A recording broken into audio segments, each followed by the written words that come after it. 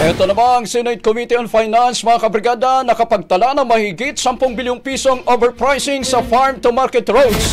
Mula sa Senado, Brigada Ann Cortez, i-brigada mo! Brigada Live Report. Isiniwalat ni Senate Committee on Finance Chairperson Senator Win Gatchalian na napag-alaman nilang nalugi ang gobyerno ng 10.3 billion pesos o nasa 700 kilometers ng farm-to-market roads dahil sa overpricing noong 2023 hanggang 2024.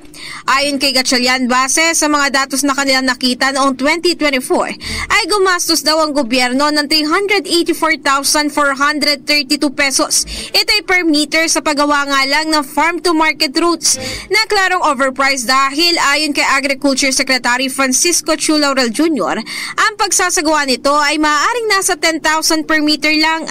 Sa kanilang pagsilip dito, sinabi rin ni Gatchalian na lumalabas na nasa Region 5, 8 at 3 nagkakaroon ng paggawa ng mga proyektong ito na nagkakahalaga naman ng 30,000 o mas mataas pa nga per meter.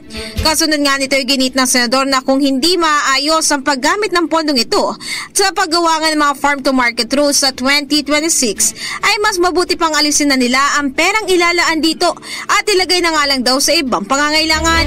Inilutang din ni Gatchalian ang mungkahi na ilipat na lang sa Department of Agriculture ang paghawak sa mga proyektong ito imbis na nga ang Department of Public Works and Highways pa ang magsagawa nito.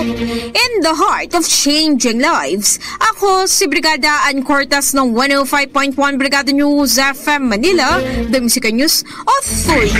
Ang bahaging ito ay hatid sa atin ng Mom's Love ES1 Capsule. Simulang tuparin ang pangarap ng iyong anak. And starting now,